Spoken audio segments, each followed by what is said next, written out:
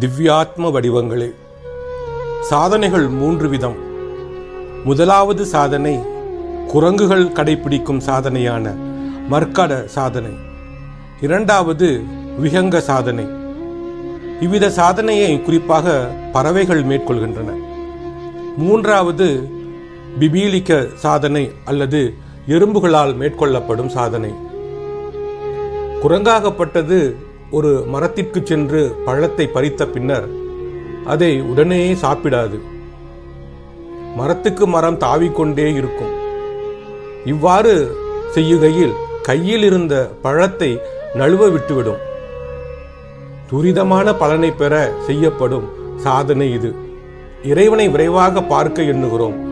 ஆனால் அந்த முயற்சியில் நமது குறிக்கோளை ஒவ்வொரு நாளும் இடத்திற்கு இடம் மாற்றிக்கொண்டே போகிறோம்.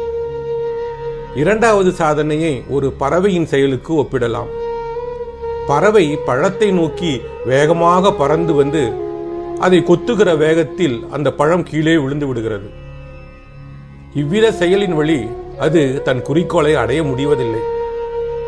மூன்றாவது சாதனை எறும்பு மேற்கொள்ளும் சாதனை, பிபீலிக்க சாதனை எனப்படும்.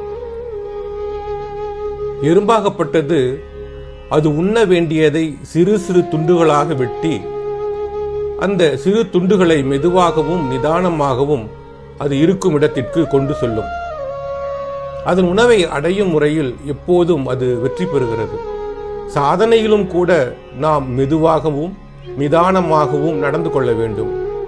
அதுவே நமது குறிக்கோளை அடைய உதவும். எறும்பு எப்படி உணவை சிறு துண்டுகளாக வெட்டிய பின்னர் தன் இருப்பிடத்திற்கு கொண்டு சென்று சாவகாசமாகவும் பயமில்லாமலும் உண்கிறதோ, அதே போல நமது குறிக்கோளை மனதில் பதித்து வைத்துக் கொண்டு எண்ணங்கள் சிதறா வண்ணம் நமது பாதையிலிருந்து விலகிச் செல்லாமல் பார்த்து கொள்ள வேண்டும்.